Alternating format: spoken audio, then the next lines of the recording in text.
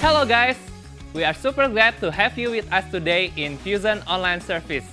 Buat kalian yang baru pertama kali ikut ibadah kami, we want to welcome you.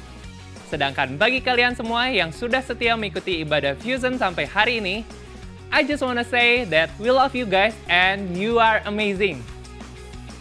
Ibadah online kali ini akan disertai dengan perjamuan kudus. Oleh karena itu, silakan kalian menyiapkan roti dan anggur perjamuan kudus, baik yang telah kalian peroleh dari gereja maupun yang telah kalian siapkan sendiri. Seberat apapun beban pergumulan kalian, datanglah kepada Tuhan yang bersedia untuk mendengar dan menjawab permohonan kita. Oleh karena itu, jangan lewatkan ibadah doa pagi setiap hari Sabtu pukul 5.30 secara live streaming melalui YouTube channel Doa Fajar Pengharapan. It's time for us to praise and worship Him. Arahkan hati dan pikiran kita untuk mendengarkan firman Tuhan yang membahas tema He Restores My Soul di sepanjang bulan Juni ini. Mari kita mengikuti ibadah ini dengan sungguh-sungguh sehingga ibadah kita berkenan dan menyenangkan hati Tuhan.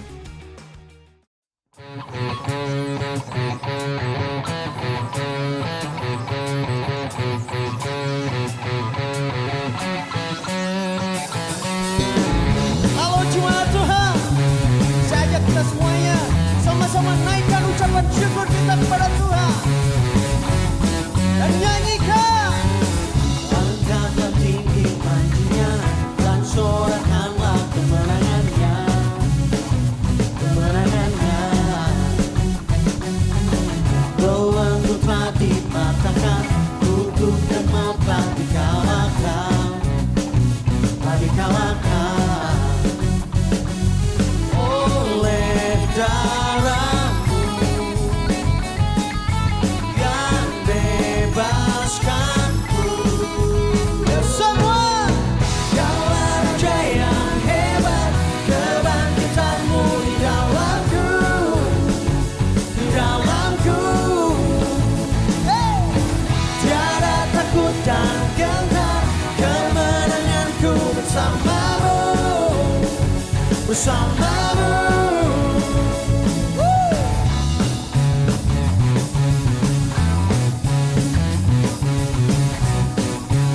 Lebih semangat lagi, nyanyikan. Angkatlah tinggi panjinya dan sorakanlah kemenangannya, kemenangannya. Belenggu telah dipatahkan, kutuk dan maut telah dikalahkan, telah dikalahkan oleh darah-Mu, oleh darah-Mu yang bebaskanku, yang bebaskanku. Ya semua Kaulah Raja yang hebat, kebangkitan-Mu di dalamku, di dalamku. Tiada takut dan gentar, kemenanganku bersama-Mu, bersama-Mu. Yesus Kau Raja, Kaulah Raja yang hebat, kebangkitan-Mu di dalamku, di dalamku. Tiada takut dan gentar, kemenanganku bersama-Mu, bersama-Mu. Ya semuanya sama-sama bertepuk tangan.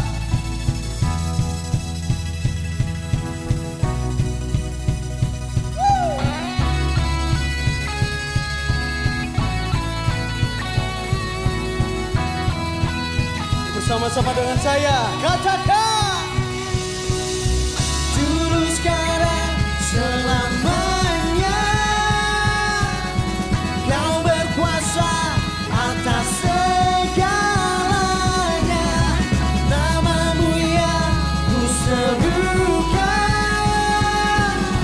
Kaulah Raja penebus yang hidup. Dulu sekarang selamanya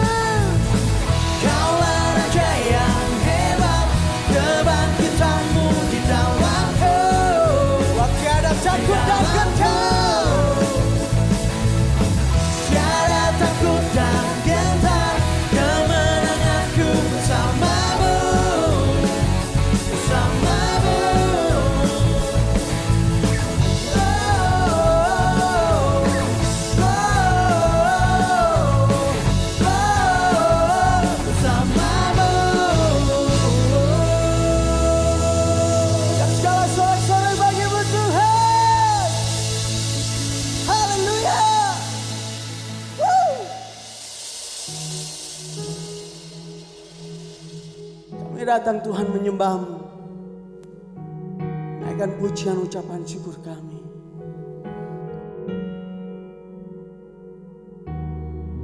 Bapakku yang kekal, pencipta yang esa, Maha Kuasa, dikandung Roh Kudus, Yesus Kristus datang, Kau Juru Selamatku. Percaya Allah Bapa, percaya Sang Putra, percaya Roh Kudus-Mu, Kau Allah Tritunggal. Percaya kebangkitan ada dalam kita, ku percaya dalam nama Yesus.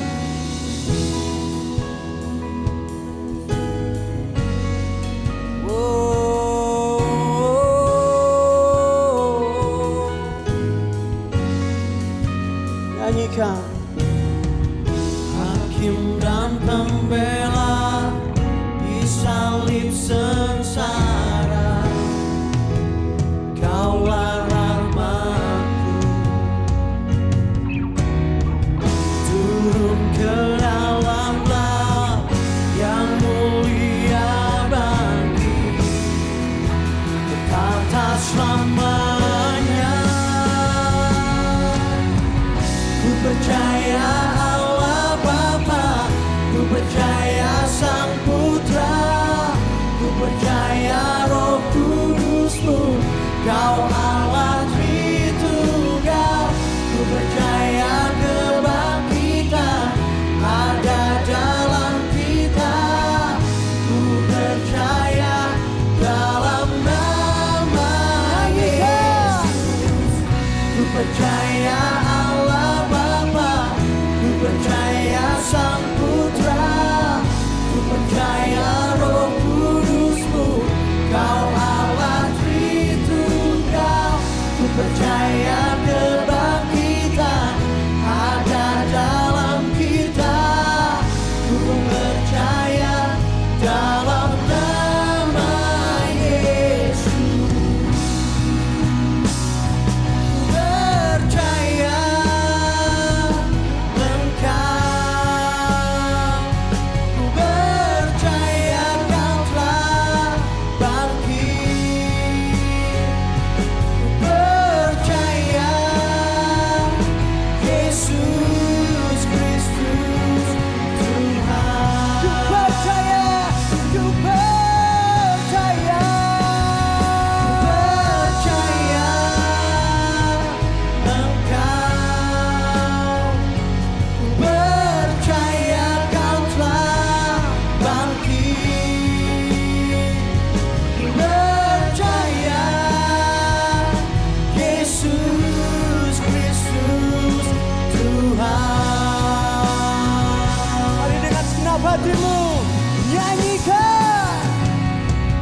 Ku percaya Allah Bapa, ku percaya Sang Putra, ku percaya Roh Kudus-Mu, Kau Allah Tritunggal. Ku percaya kebangkitan ada dalam kita, ku percaya dalam nama Yesus. Ku percaya Allah Bapa, ku percaya Sang Putra, ku percaya Roh Kudus-Mu, Kau Allah Tritunggal. Ku percaya kebangkitan ada dalam kita, ku percaya dalam nama Yesus. Ku percaya dalam nama Yesus. Haleluya, haleluya, haleluya. Mari angkat suaramu, tinggikan namanya, sembah Dia. berikan kita kemenangan.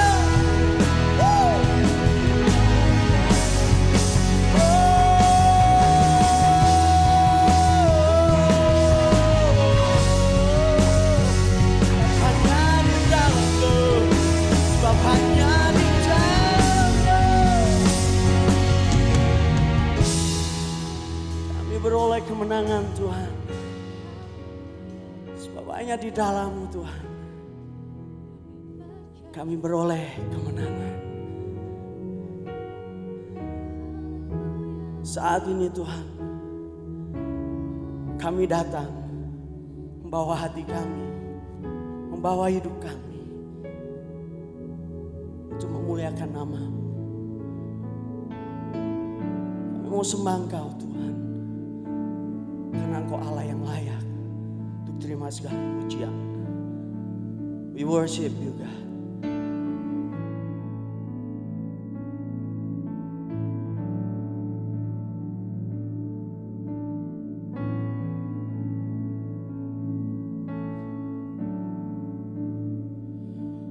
Oh God, I worship You.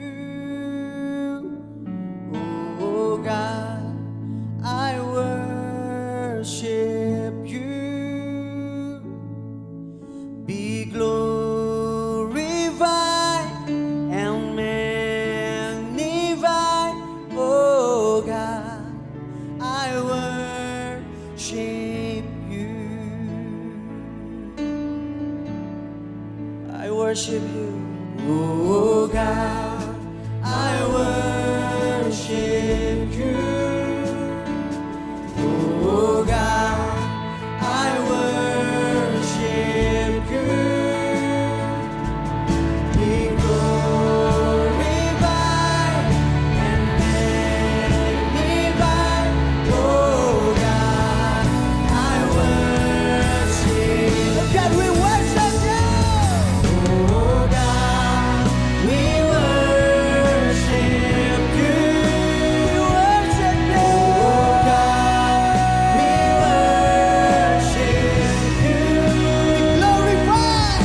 Be glorified and magnified. Oh God, we worship You. Oh God, we worship You. Oh God, we worship You. Oh God, we worship You. Be glorified. Be glorified and magnified. Oh God, we worship You. Be glorified. Be glorified and magnified. Oh God, we worship You. Hallelujah.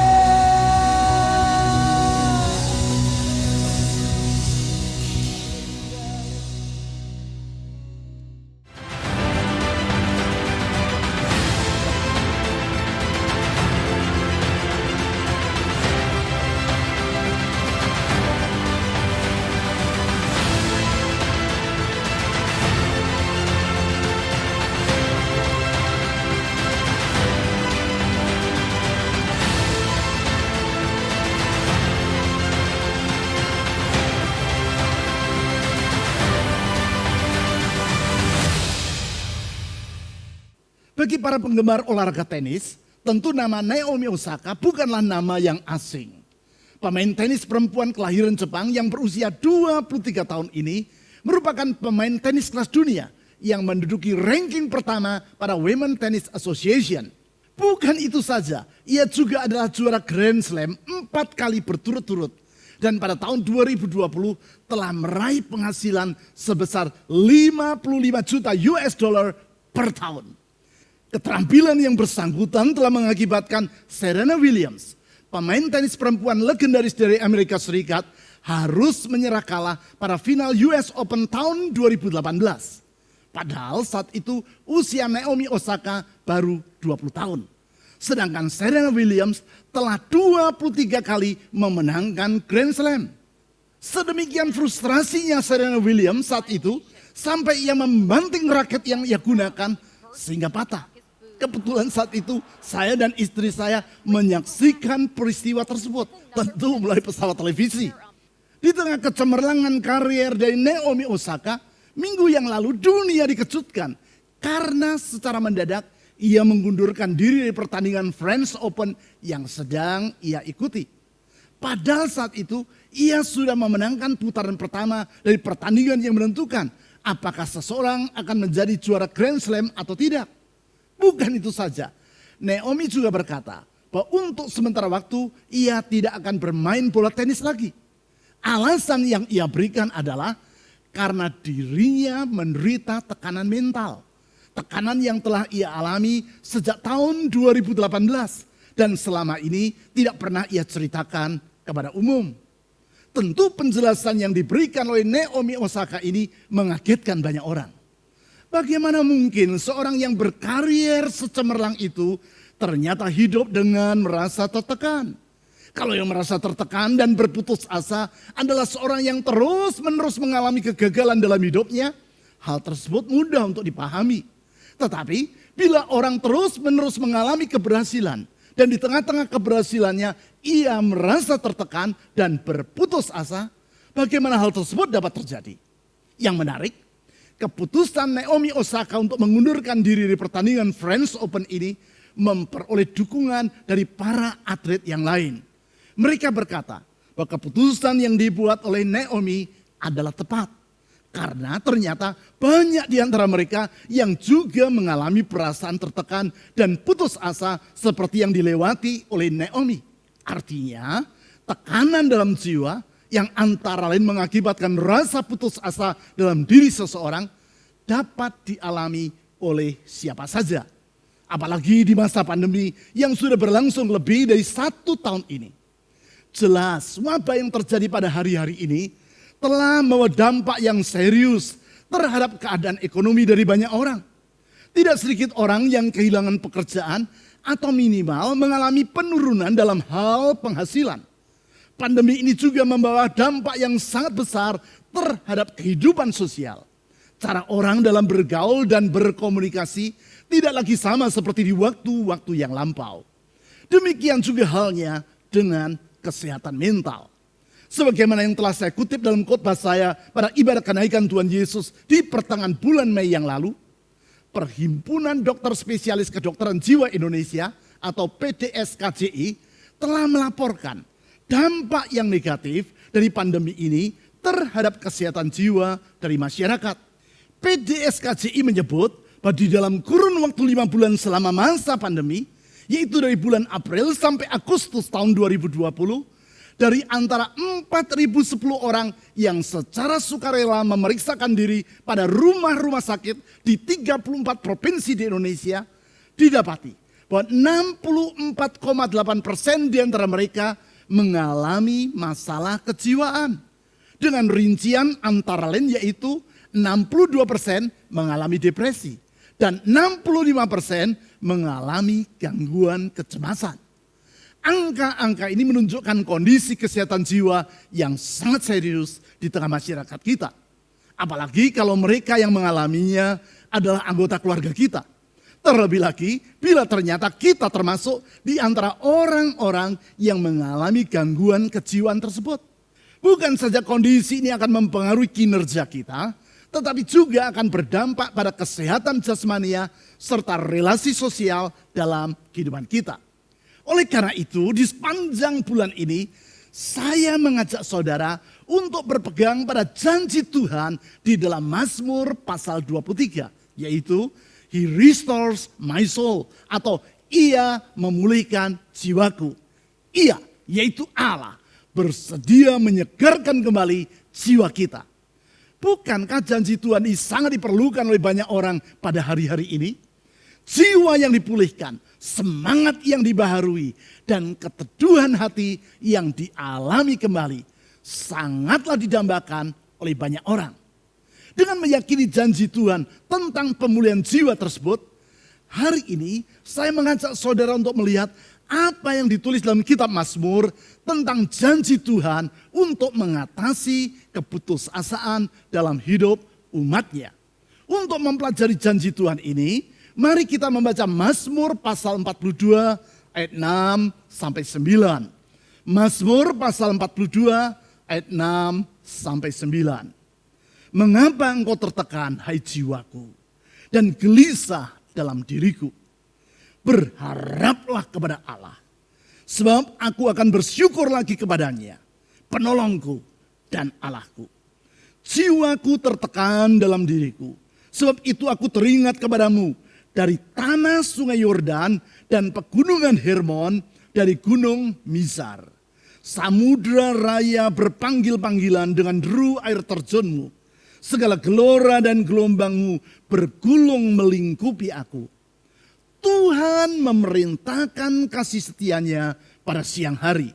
Dan pada malam hari aku menyanyikan nyanyian, suatu doa kepada Allah kehidupanku. Pertanyaan pemazmur terhadap dirinya sendiri, sebagaimana yang ditulis pada kalimat pertama dari ayat 6, menunjukkan bahwa ia tidak menyangka bila dirinya dapat mengalami tekanan dalam jiwanya. Itu sebabnya ia bertanya, mengapa engkau tertekan, hai jiwaku, dan gelisah di dalam diriku? Berarti selama ini ia beranggapan bahwa dirinya berada dalam keadaan yang baik-baik saja. Ternyata sekarang ia mendapati bahwa jiwanya dalam keadaan tertekan dan hatinya dalam keadaan gelisah. Keadaan yang menggambarkan keputusasaan dalam hidupnya.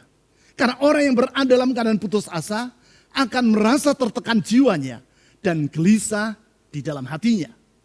Pertanyaan retorika yang diucapkan oleh pemazmur ini menunjukkan bahwa tidak ada orang yang kebal terhadap keputusasaan. Bahkan orang yang beranggapan bahwa selama ini dirinya dalam keadaan baik-baik saja, ternyata secara mendadak dapat mengalami keputusasaan tersebut. Memang seperti yang telah saya utarakan tadi, semua orang, termasuk orang yang sedang berada di puncak keberhasilannya pun, dapat mengalami tekanan dan keputusasaan di dalam jiwanya. Naomi Osaka merupakan salah satu contohnya.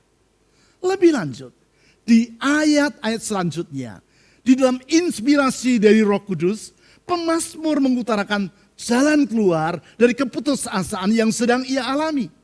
Ia menyebut bahwa Allah adalah jalan keluar bagi orang yang sedang mengalami keputusasaan. Saya ulang, Allah adalah jalan keluar bagi orang yang mengalami keputusasaan. Bukan itu saja, melalui mazmur ini, pemazmur juga berkata bahwa Allah bersedia untuk menolong dan membebaskan orang yang sedang berputus asa. Artinya, bukan saja Tuhan mampu, Dia juga mau untuk membebaskan umatnya dari keputusasaan. Untuk itu, di dalam ayat-ayat yang telah kita baca tadi, Tuhan melalui pemazmur menjelaskan 3 langkah yang perlu dilakukan oleh orang yang sedang berputus asa, agar mereka mengalami pertolongannya. Sehingga dengan demikian, mereka akan dibebaskan dari keputusasaan dan mengalami pemulihan dalam jiwa mereka. 3 langkah tersebut adalah, yang pertama, berharaplah kepada Tuhan. Saya ulang, yang pertama, berharaplah kepada Tuhan. Hal ini diutarakan oleh pemazmur pada kalimat kedua dari ayat 6. Yaitu secara to the point, ia berkata sebagai berikut. Mazmur pasal 42 ayat 6 kalimat kedua. Berharaplah kepada Allah. Instruksi pemazmur kepada dirinya sendiri ini menunjukkan kesadarannya tentang alasan mengapa jiwanya tertekan atau ia hidup dalam keputusasaan.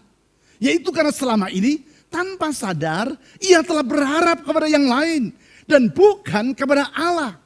Kepada yang lain, baik kepada dirinya sendiri, orang lain maupun kepada keadaan di sekitarnya. Sekarang ia menyadari bahwa ternyata semua itu, yaitu semua yang bukan Allah tadi, tidak dapat diandalkan secara sepenuhnya. Memang ada hal-hal tertentu pada diri kita yang dapat kita andalkan. Demikian juga untuk hal-hal tertentu, orang lain dan keadaan di sekitar kita dapat kita harapkan. Tetapi tidak selalu. Ada kalanya dapat diandalkan dan di waktu-waktu yang lain ternyata semua itu tidak dapat menjadi sandaran kita. Dan ketika kita dapati bahwa ternyata apa yang kita harapkan tidak menjadi kenyataan, di saat itu kita menjadi kecewa dan berputus asa. Itulah yang membedakan antara berharap kepada Allah dengan kepada manusia. Apabila Tuhan senantiasa dapat diandalkan, tidak demikian halnya dengan manusia. Apabila Tuhan berjanji, Ia pasti sanggup untuk melaksanakan janjinya dan setia kepada apa yang Ia ucapkan. Tetapi tidak demikian halnya dengan manusia. Manusia kalau berjanji, belum tentu mampu melaksanakan janjinya. Kalaupun mampu, belum tentu ia setia kepada apa yang ia janjikan. Hal itulah yang dialami oleh seorang kenalan saya. Seorang hamba Tuhan yang pada zamannya sering menyelenggarakan berbagai seminar di Indonesia. Seorang pengusaha yang sangat ternama berjanji bahwa ia akan membiayai seminar yang akan diselenggarakan oleh kenalan saya tadi. Bukan itu saja, pengusaha tersebut juga berjanji bahwa biaya perjalanan dengan pesawat udara dari para peserta yang datang dari berbagai penjuru Indonesia akan ia tanggung. Mempercayai janji dari pengusaha besar tersebut, panitia seminar pun dibentuk. Gedung untuk acara seminar dipesan. Hotel-hotel penginapan untuk para peserta di-booking. Undangan disebarkan. Dan berdasarkan respon dari para peserta yang diundang, tiket pesawat udara untuk mereka juga disediakan dan dikirimkan ke alamat masing-masing peserta. Namun mendadak, kurang dari 2 minggu sebelum acara dilaksanakan, karena terjadi miskomunikasi dengan panitia, pengusaha tadi merasa tersinggung dan ia membatalkan janjinya. Ia berkata bahwa dia sama sekali tidak bersedia mengeluarkan dana sepeser pun untuk membiayai seminar tersebut. Apakah yang bersangkutan sanggup untuk memenuhi janjinya? Jelas dia sangat sanggup. Kekayaan yang ia miliki jauh sangat lebih besar dibandingkan biaya seminar yang seharusnya ia tanggung. Tetapi masalahnya, walaupun ia mampu, tetapi ia tidak mau menepati janjinya. Sanggup, tetapi tidak setia. Tidak demikian halnya dengan Allah. Dia adalah pribadi yang mampu untuk menggenapi janjinya. Dan dia juga setia kepada apapun yang ia ucapkan. Sehingga apabila orang berharap kepada semua yang bukan Allah dapat mengalami kekecewaan. Tetapi orang yang berharap kepada Allah tidak akan pernah dikecewakannya. Oleh karena itu, pernyataan dan nasihat pemazmur terhadap dirinya sendiri adalah sangat tepat, yaitu berharaplah kepada Allah. Saya ulang, berharaplah kepada Allah dan saudara tidak akan pernah dikecewakannya. Lebih lanjut, langkah kedua untuk mengalami pertolongan Tuhan ketika saudara berputus asa adalah bersyukurlah kepada Tuhan. Saya ulang, bersyukurlah kepada Tuhan. Hal ini dikemukakan oleh pemazmur di dalam kalimat ketiga dari ayat 6, yaitu Mazmur pasal 42 ayat 6 ayat ketiga. Sebab aku akan bersyukur lagi kepadanya, penolongku dan Allahku. Tindakan bersyukur atau memuji Tuhan seperti yang menjadi niatan pemazmur ini merupakan suatu ungkapan iman. Iman. Yaitu percaya bahwa Tuhan adalah penolong dan pribadi yang kuasanya tidak terbatas. Itulah yang diutarakan oleh pemazmur dalam kalimat ketiga di ayat 6 tadi.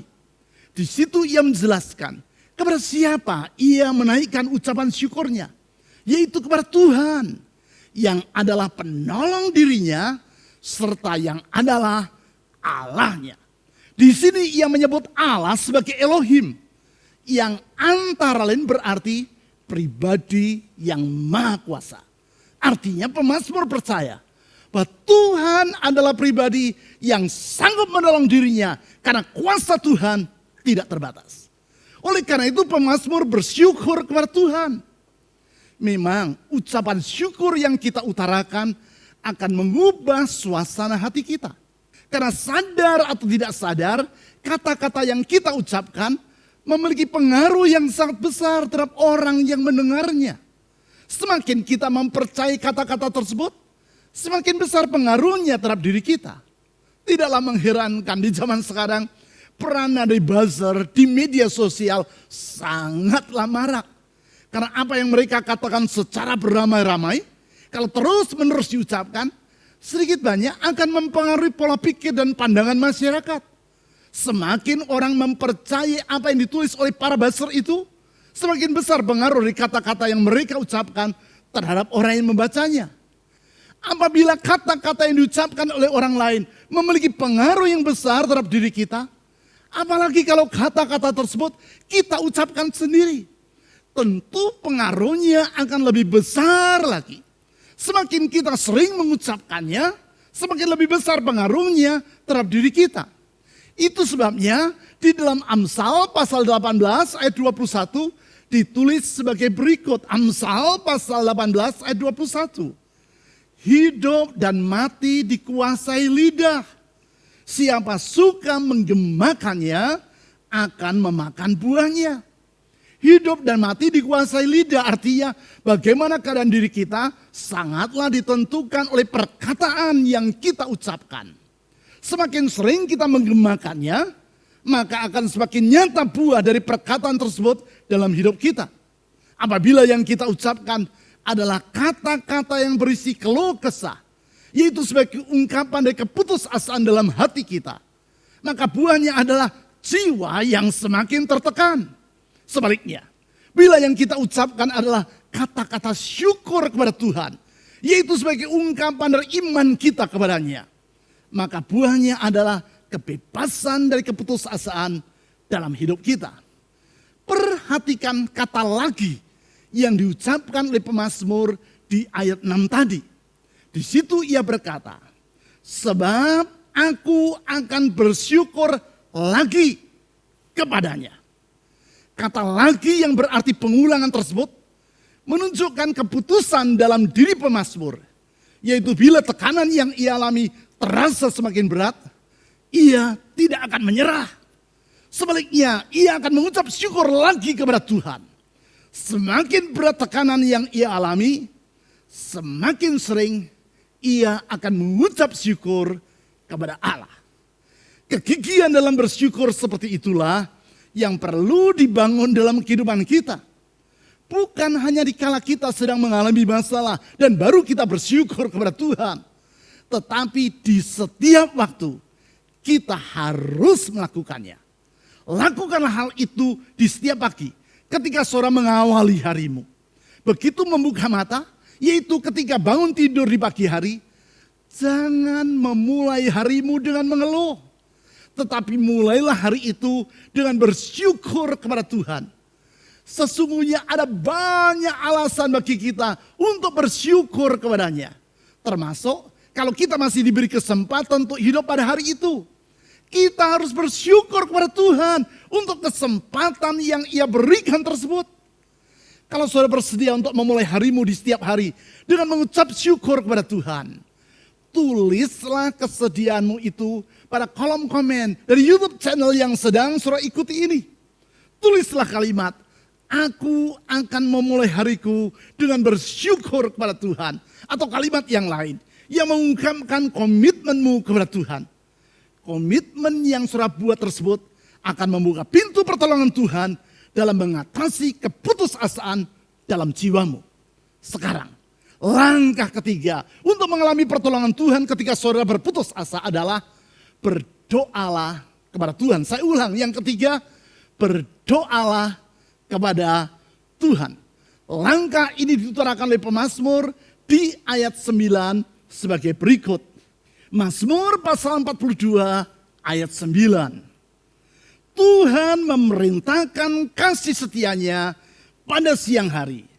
Dan pada malam hari aku menyanyikan nyanyian, suatu doa kepada Allah kehidupanku. Di sini pemazmur berkata, pada malam hari ia menyanyikan nyanyian kepada Tuhan. Nyanyian sebagai suatu doa kepada Allah. Bukan hanya pada pagi hari saja ia bersyukur kepada Tuhan. Tetapi juga di malam hari ia mengangkat hatinya kepada Allah dalam nyanyian dan doa. Bukan di malam hari, begitu kepala menempel pada bantal langsung berangkat dan tertidur. Siapa yang seperti itu silakan mengaku dosa dengan mengangkat tangan. Patut diingat bahwa doa di samping merupakan suatu pernyataan iman, juga merupakan ungkapan dari kerendahan hati.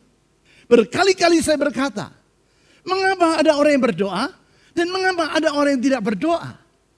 Hal ini bukan masalah memiliki waktu atau tidak memiliki waktu. Karena sebenarnya semua orang pasti memiliki waktu. Tetapi hal ini adalah masalah beriman kepada Tuhan dan bersikap rendah hati di hadapannya atau tidak. Orang yang dengan iman mempercayai ketidakterbatasan dari kuasa dan kasih setia Tuhan, serta dalam kerendahan hati menyadari akan ketidakberdayaan dirinya, pasti akan berdoa. Bukankah saya sering bercerita tentang orang yang sedang mengemudikan mobil, melewati jalan yang menurun dengan curam dan berliku-liku. Di hadapannya jalan berbelok dengan tajam. Dan di balik jalan itu, jurang yang menganga lebar dan dalam sedang menanti. Orang tersebut coba mengurangi kecepatan mobil yang ia kemudikan. Untuk itu, ia menginjak pedal rem. Dia sangat terkejut. Sebab ternyata rem mobil dalam keadaan blong alias tidak berfungsi. Ia coba membanting setir untuk menghindari jurang. Dan ia dapati bahwa ternyata kemudi mobil dalam keadaan patah secara mendadak. Mobil meluncur tak terkendali menuju ke jurang. Dalam keadaan seperti itu, tanpa usah disuruh, tanpa usah mengikuti seminar doa terlebih dulu, kalau orang itu ingat akan Tuhan, pasti ia akan berteriak, Tuhan tolong. Mengapa? Karena ia sadar bahwa dirinya tidak sanggup untuk mengatasi keadaan yang sangat genting tersebut dengan kemampuannya sendiri. Ia sadar bahwa dirinya memerlukan Tuhan.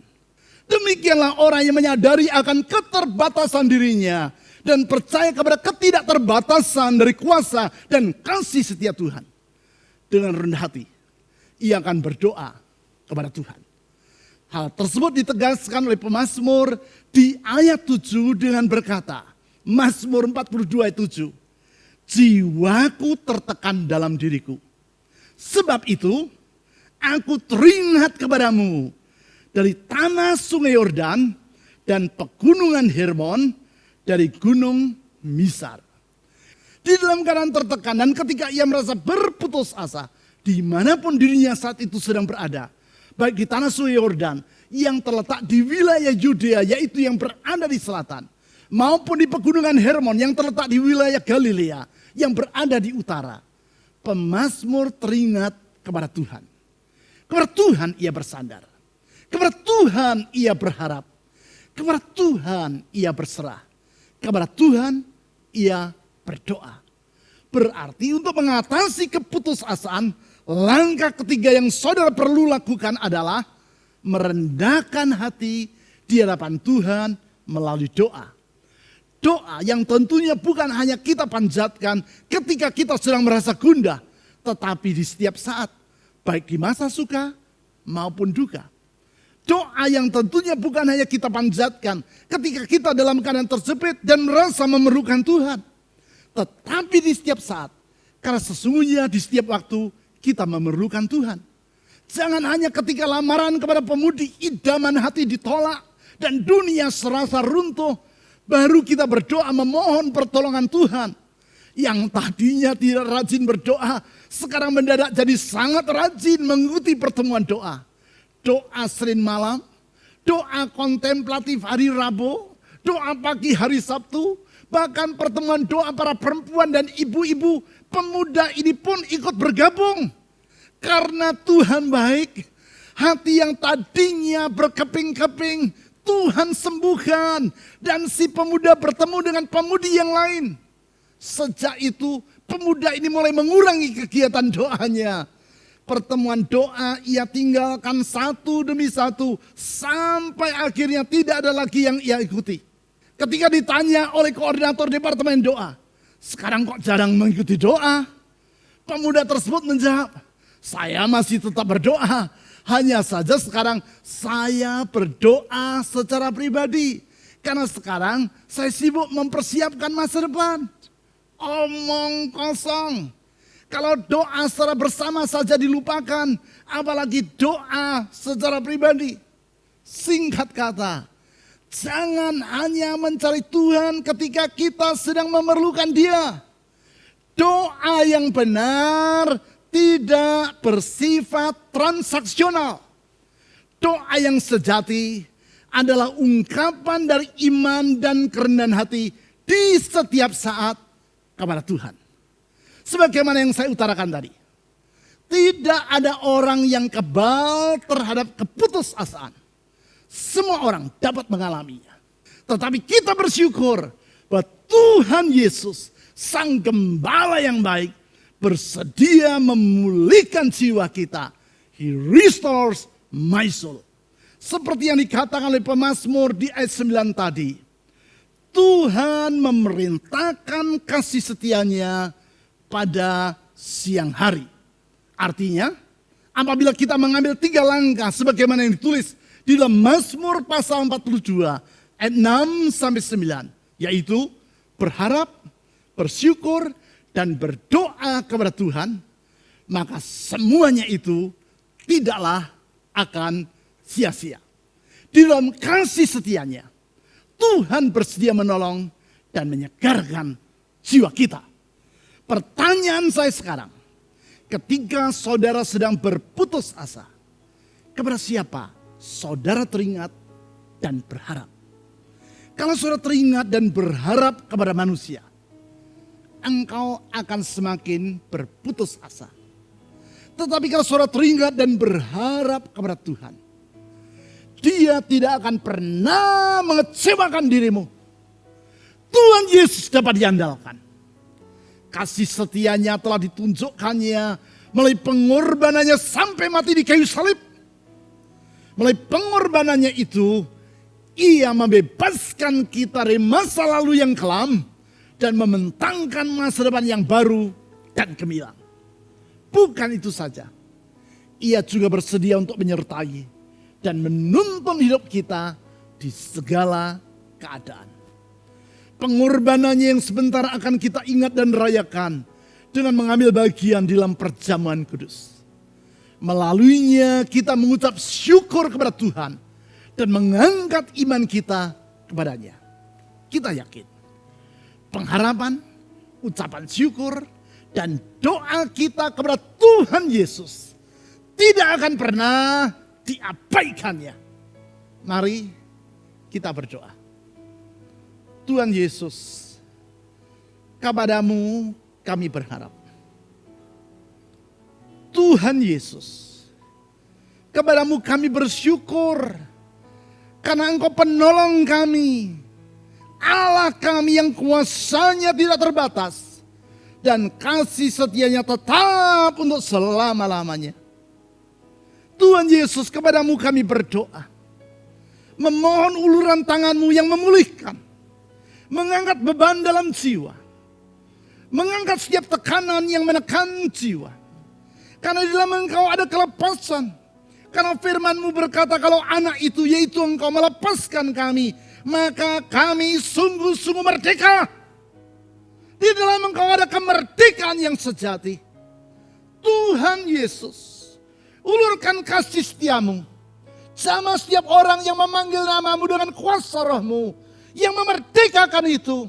Saya berkata setiap kuk dan gandar yang menekan dipatahkan dalam nama Yesus. Setiap tekanan dalam jiwa dipatahkan dalam nama Yesus. Aku katakan kuasa Tuhan tidak pernah berubah. Di dalam Dia ada pengharapan.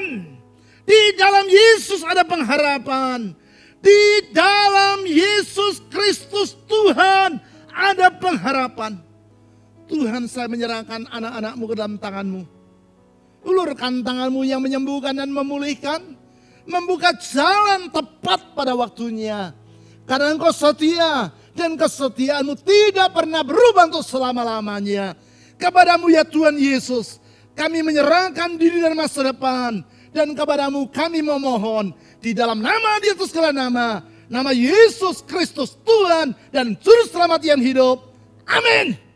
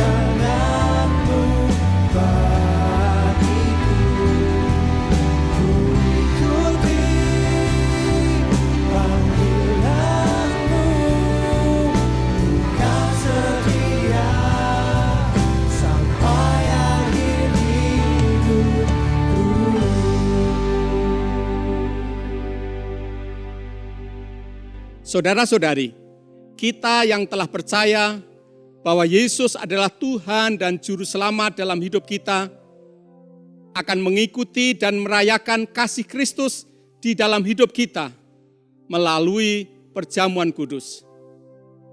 Kita bersyukur kepada Tuhan karena anugerah-Nya di dalam hidup kita. Tuhan Yesus di dalam kasih-Nya telah datang ke dunia, menderita sengsara, bahkan sampai mati di kayu salib untuk menebus kita dari dosa dan hukuman dosa yang seharusnya menimpa kita. Melalui Kristus, kita telah diperdamaikan dengan Allah yang mengasihi kita. Melalui perjamuan kudus, kita diingatkan bahwa sebagai orang percaya, kita adalah terang dunia, karena Tuhan telah mempercayakan berita pendamaian itu kepada kita.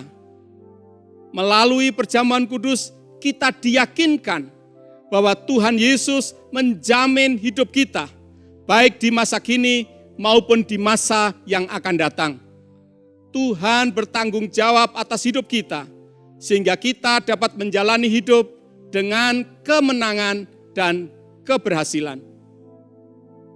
Kita mengangkat roti di tangan kita dengan ucapan syukur kepada Tuhan oleh karena anugerah-Nya dalam hidup kita.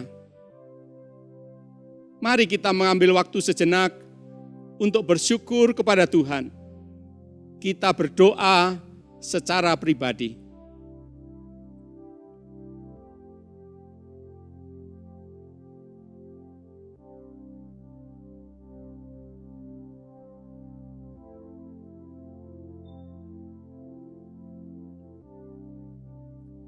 Sebab apa yang telah kuteruskan kepadamu, telah aku terima dari Tuhan, yaitu bahwa Tuhan Yesus pada malam waktu Ia diserahkan, mengambil roti dan sesudah itu Ia mengucap syukur atasnya. Ia memecah-mecahkannya dan berkata, "Inilah tubuhku yang diserahkan bagi kamu. Perbuatlah ini menjadi peringatan akan aku." Dengan mengucap syukur kepada Tuhan dan meyakini berkat-Nya atas setiap kita, mari kita makan roti perjamuan kudus bersama-sama.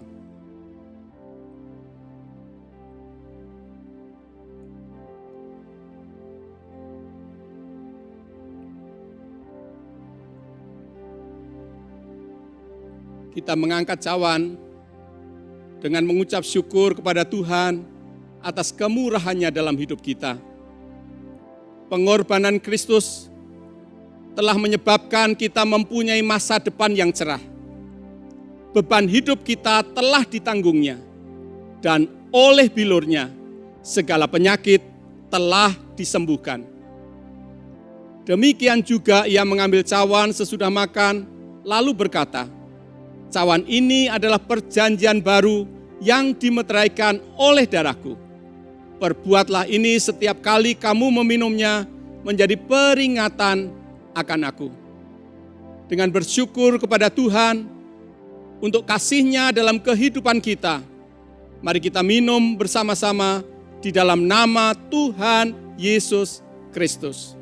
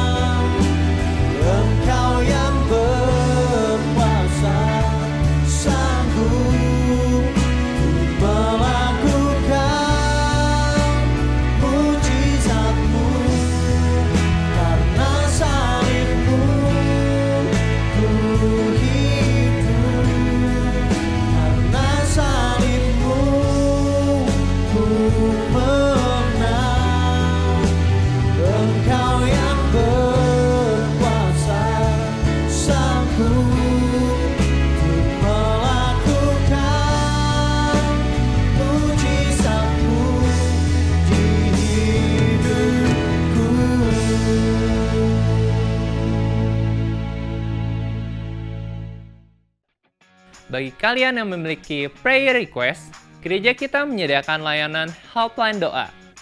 So, kalian dapat mengirimkan beban doa kalian ke nomor WhatsApp 0811 841 765. Bagi kalian yang ingin memberikan persembahan dan persepuluhan kepada Tuhan, kalian dapat memberi dengan cara mengirimkannya ke nomor rekening yang ada di layar atau alternatif lainnya. Kalian juga dapat memberi melalui e-wallet dengan cara men-scan QR Code yang ada di layar kalian. Bagi kalian yang ingin memberikan persembahan, kalian dapat pause video ini terlebih dahulu.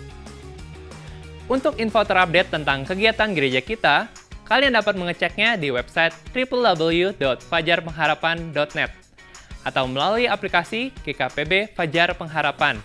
Dan jangan lupa untuk follow Instagram kita di GKPB Fajar Pengharapan. Alright church, that's all the news for this week. Thanks for joining us in this online service today. Jangan lupa untuk tetap menjalankan protokol kesehatan 5M, yaitu memakai masker, mencuci tangan, menjaga jarak, menghindari kerumunan, dan mengurangi mobilitas. Keep your spirit up and God bless you.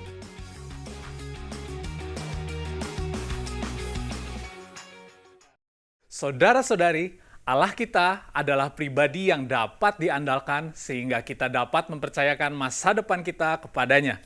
Oleh karena itu, mari kita menumbuhkan iman percaya kepadanya sehingga damai sejahtera selalu ada di dalam hati kita. Saat ini kita akan mengakhiri ibadah, mari kita berdoa. Allah Bapa di surga, kami bersyukur Engkau baik dan dapat diandalkan sehingga kami boleh mempercayakan masa depan yang penuh harapan kepadamu. Ajar kami untuk memiliki iman yang teguh dan tak tergoyahkan kepadamu. Kami berdoa untuk setiap kesehatan jemaat-Mu, jagai dan berkati kami agar tetap sehat dan yang sakit boleh menerima kesembuhan di dalam nama Tuhan Yesus. Kami juga berdoa untuk relasi, keluarga, dan pekerjaan, biar apapun yang kami kerjakan dapat berhasil. Tak lupa kami berdoa untuk persembahan yang akan dan sudah diberikan, biar ini semua bisa menjadi kemuliaan bagi nama-Mu. Di dalam nama Tuhan Yesus kami berdoa. Amin.